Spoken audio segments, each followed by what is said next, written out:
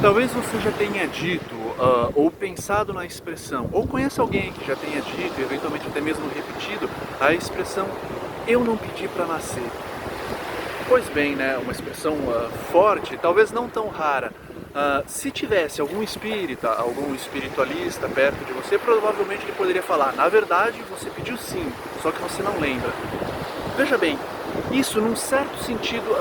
dá um novo contexto para a questão, mas não elimina ela. Mesmo que eventualmente nós fôssemos um espírito em evolução, que no plano extrafísico tivesse feito uma determinada programação de aprendizado como parte da jornada evolutiva, e ao encarnar, ao voltar a estar no corpo físico, tivesse um bloqueio dessa memória, então a gente, enquanto encarnado, não lembrasse de ter pedido para nascer, mas lá, enquanto espírito no plano astral, tivéssemos pedidos,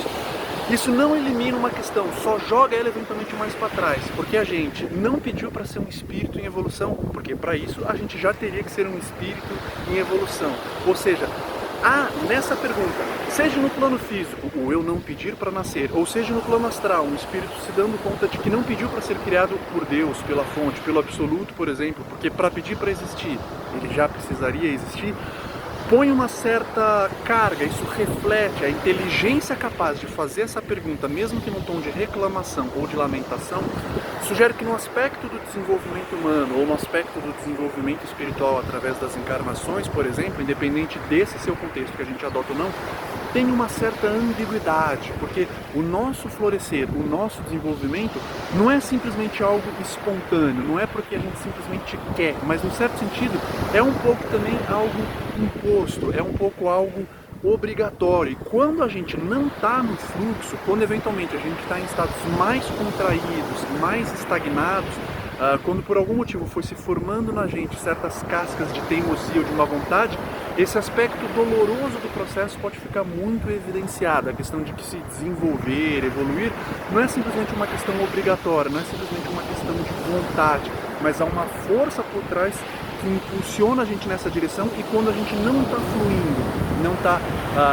tá se apropriando da nossa evolução de uma maneira espontânea, a gente pode cair numa zonas de impasse, numa zonas de ambiguidade muito verdadeiras, numa zonas de impasse que tem um fundo aí de questão que é um pouco paradoxal.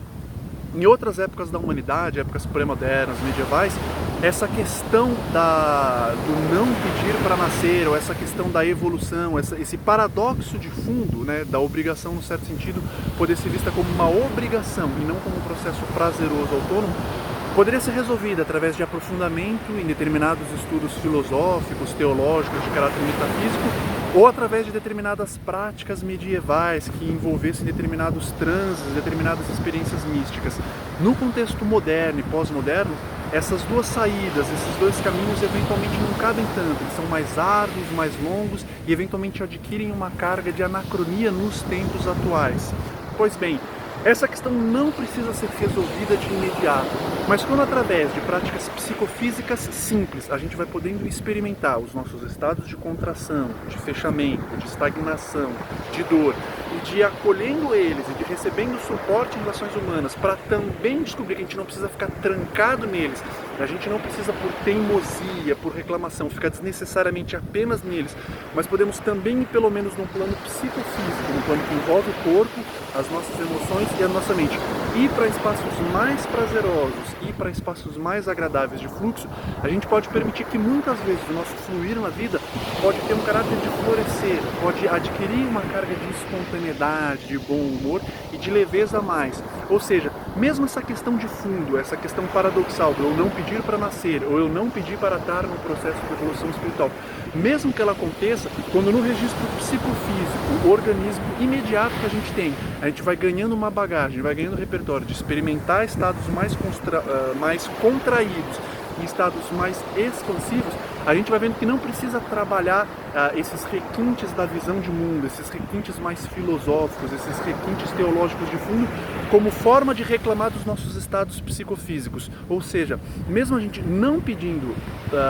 se for o caso, né, mesmo que a gente não tenha pedido para nascer, eu não preciso estar experimentando sempre alguns estados emocionais de desconforto que justifiquem essa frase. Eu posso me apropriar do meu processo de florescimento e ele adquirir uma carga mais leve, muito mais bem-humorada, a partir do qual alguns paradoxos da vida vão sendo aceitos de uma forma mais simples. mais prática, ou seja, sempre tem um pouco de leveza, sempre tem um pouco de bom humor com a qual a gente pode acolher, mesmo tendo consciência de determinados aspectos um tanto quanto ambíguos da condição humana, mas vendo isso eventualmente de um lugar não só de lamentação, não só de teimosia, não só de briga, mas de um lugar que sabe receber mais, de que sabe se acolher mais, de que sabe contar mais com diversos tipos de suporte, e aí essa qualidade espontânea, essa qualidade mais prazerosa do desenvolvimento pode ficar um pouco mais presente.